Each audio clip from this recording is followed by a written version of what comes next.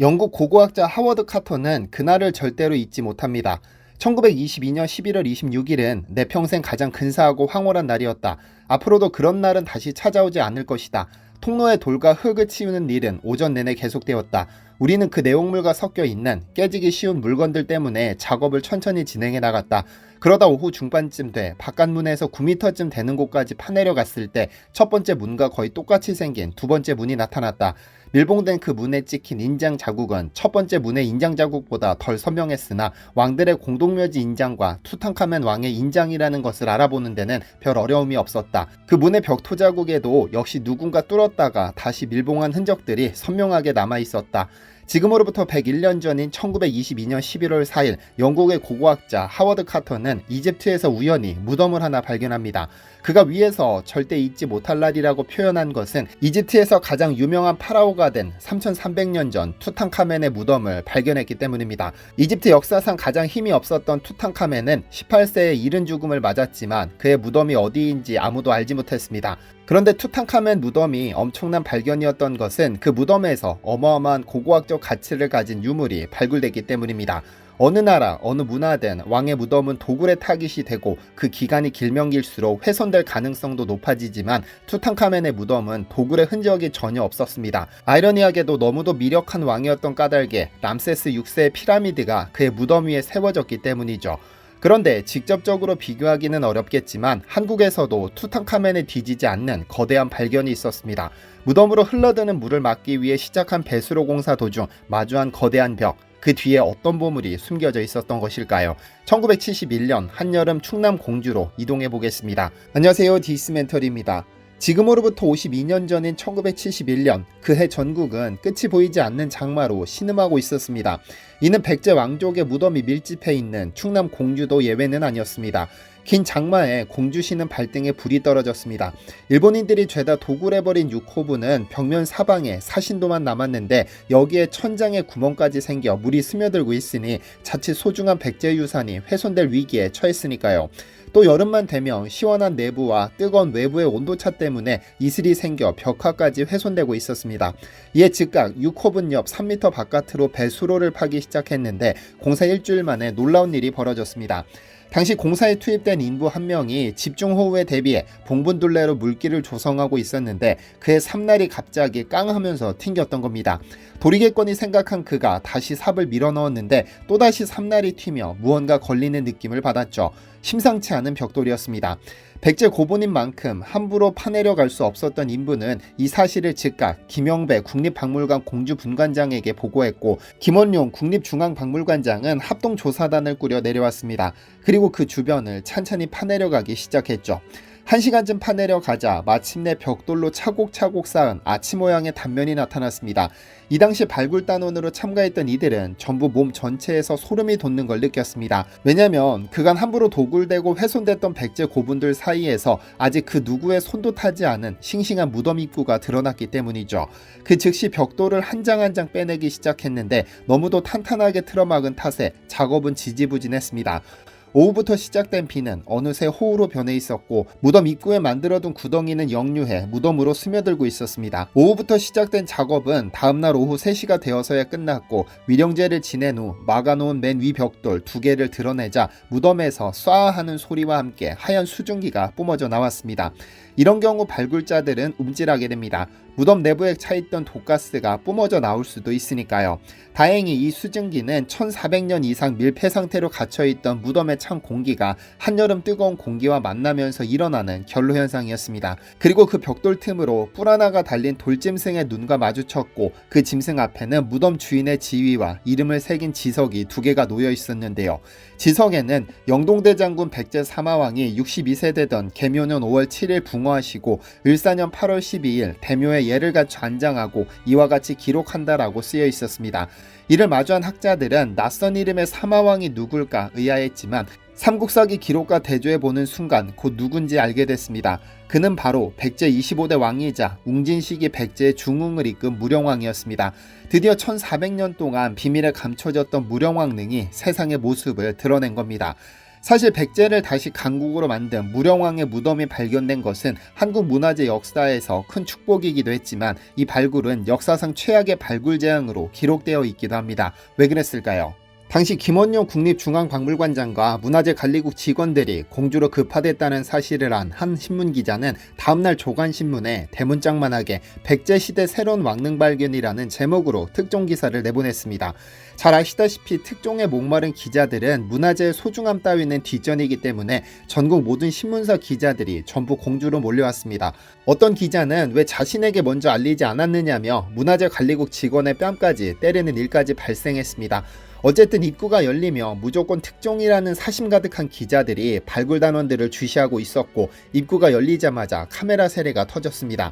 당시 김원용 관장과 김영배 관장은 말없이 무덤 안으로 들어갔는데 그 안에는 어마어마한 보물들이 가득했습니다. 내귀 달린 청자 항아리와 청동잔, 엽전 꾸러미에 지석에는 무령왕의 무덤이라고 쓰여 있으니 고고학자의 입장에서는 평생 한번 있을까 말까한 발견이었습니다. 그러나 그 둘은 절대 흥분하지 않고 침착하게 행동했습니다. 자칫 흥분해서 감정을 표출했다가는 특종에 목마른 기자들의 무덤 침입을 막아낼 자신이 없었으니까요. 결국 절대 무덤 내부로 진입하지 않는다는 다짐을 받아내고는 사진 촬영을 허락했는데 한 기자가 몰래 무덤 내부로 들어가서는 근접 촬영을 하다 청동 숟가락 하나를 밟아 부러뜨렸습니다. 물론 실수였겠지만 즉각 발굴단은 사진 촬영을 막고 긴급회의를 열었습니다. 그리고 그 자리에서 평생의 실수로 기억될 결정이 내려지죠.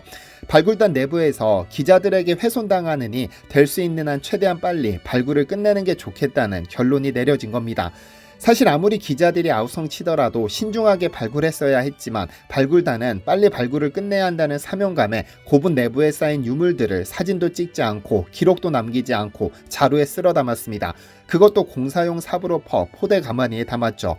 몇 달 아니 몇 년이 걸려서라도 사진 찍고 실측하고 연구하면서 조심스레 진행됐어야 할 역사상 최고의 왕릉을 하룻밤 사이에 해치웠으니 얼마나 황당한 상황이었는지 이해가 되시죠. 물론 당시 발굴단도 이렇게 엄청난 발견과 발굴을 감당할 경험이 부족했고 기자들 역시 발굴 취재 경험이 없다 보니 총체적 난국이 펼쳐진 것인데 결과적으로 어떤 유물이 어떤 자리에 어떤 이유로 존재했는지도 밝혀내지 못하게 된 겁니다. 어쨌든 이러한 재앙은 경험이 됐고 경주 천마총 발굴의 밑거름이 되기는 했습니다.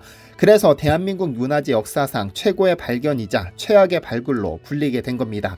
그렇다면 무령왕릉에서는 어떤 유물이 출토됐을까요? 우선 2015년 유네스코는 무령왕릉을 포함한 백제 역사 유적지구를 세계유산으로 등재했는데 공주시, 부여군, 익산시 3개 지역에 분포된 8개의 고고학교 유적지가 전부 세계유산입니다. 그중 무령왕릉은 가장 특별한데 고구려, 백제, 신라, 가야의 수많은 왕릉 중 유일하게 묻힌 사람이 누구인지 알 수 있는 왕릉이기 때문입니다. 백제의 중흥기를 이끌었던 무령왕이었던 만큼 그 유물들이 대단했는데 발굴된 전체 유물은 지석을 비롯하여 금제관식, 귀걸이, 목걸이, 팔찌, 고리장식 칼, 청동거울, 석수, 도자기, 오수전, 유리구슬, 다리미 등등 무려 124건 5232점으로 그중 17점이 국보로 지정되어 있습니다. 처음 조사했을 때 4600여 점으로 집계됐으나 재조사 과정에서 5232점으로 확인됐습니다. 우선 왕릉은 그 자체로 하나의 보물입니다. 연꽃무늬 수만 장의 벽돌을 정교하게 쌓아 올려 만들었는데 위에서 언급했듯 인부가 발견한 것이 이 벽돌입니다. 벽돌 무덤은 백제에서 이전에 찾아볼 수 없던 새로운 양식의 무덤으로 이는 백제가 중국 남조 양나라와 활발히 교류하면서 그 문화를 받아들인 결과였습니다. 2021년 공주시와 국립부여문화재연구소는 무령왕릉 발굴조사 과정에서 무덤 입구를 막았던 벽돌을 전량 수습해 조사했는데 그 결과 벽돌에는 조차시 건업이냐라는 명문이 새겨져 있는 것을 확인했습니다. 당시 벽돌 제작자의 출신지가 기록된 것인데 이는 당시 백제가 중국 등 다양한 외국의 선진 문물을 적극적으로 받아들였다는 증거인데요. 조사에 참여한 공주대학교 서정석 교수는 중국 양나라 수도인 건업의 기술자가 참여했다는 것은 무령왕릉이 당대 최고의 기술로 축조되었음을 짐작할 수 있다며 방형 형태의 묘실을 갖춘 석실 무덤이 탄생하는 등 중국 문화를 받아들이면서 새로운 형태의 백제 문화를 완성해 나가는 토대를 마련했음을 입증하는 의미가 있다고 밝혔습니다.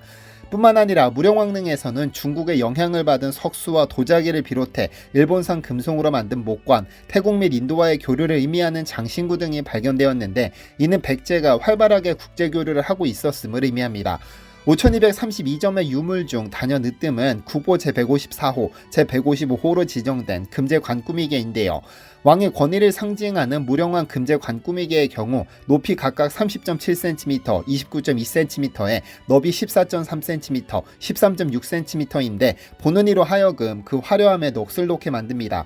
아주 얇은 금판에 화려한 당초 무늬와 불꽃 무늬를 기본으로 전체에 구슬 모양 꾸미개를 금실로 꼬아서 달아 마치 불꽃이 타오르는 듯 화려한 모양새를 하고 있죠. 국보 제155호는 무령왕비가 썼던 금제관 꾸미개로 왕 꾸미개와 마찬가지로 당초 무늬와 불꽃 무늬를 기본으로 연꽃으로 장식한 꽃병 위에 활짝 핀 꽃 한 송이를 장식했습니다. 드라마나 역사 영화에서 백제 왕족이 등장할 때 머리 위에 있는 그 관 꾸미개가 실물로 드러난 것이죠. 또한 왕릉 입구에서 무덤방으로 들어가는 길 한가운데 놓여있던 석수는 높이 30.8cm, 길이 49cm, 너비 22cm로 입이 뭉뚝하며 입술에 붉게 칠한 흔적이 있고 콧구멍 없는 큰 코에 눈과 귀가 있습니다. 입구 쪽을 향해 노려보는 자세로 놓여 있었는데 이는 외부의 침입자로부터 무덤을 지킬 목적으로 제작된 것으로 알려졌습니다. 백제의 중흥을 위해 노력한 무령왕의 무덤을 수호하고 왕과 왕비의 영혼을 인도하길 바라는 수호의 관념에서 만들어진 것으로 우리나라에서는 처음 발견된 것이고 가장 오래됐죠. 아마 무령왕을 사랑했던 백제인들의 마음이 담겼을 겁니다. 만약 우리가 그때 무령왕릉을 좀 더 섬세하게 발굴했다면 당시 백제사의 기록을 좀 더 꼼꼼하게 살펴볼 수 있었을 것이기에 아쉬움이 남습니다. 그나마 다행인 것은 이때의 발굴 경험을 토대로 한국 고고학 기술과 고고학에 대한 관심과 지원이 늘었다는 것입니다. 현재도 지속해서 무령왕릉 주변이 조사되고 있는 만큼 추후 우리 한국사에 기록될 놀라운 정보가 나올 가능성이 높습니다. 백제 역사상 가장 미스터리한 출신의 왕임에도 가장 정확한 정보를 남긴 무령왕릉, 이제는 교훈이 되어 앞으로도 다양한 유물로 우리 선조가 남긴 기록에 다가갈 수 있었으면 합니다. 시청해주셔서 감사합니다. 디시멘터리에서는 여러분의 제보를 기다립니다. 제 채널에서 다뤘으면 좋겠는 뉴스 또는 널리 알려졌으면 하는 영상은 디시멘터리 네이버.com으로 보내주시면 소중히 제작하겠습니다. 시청해주셔서 감사합니다.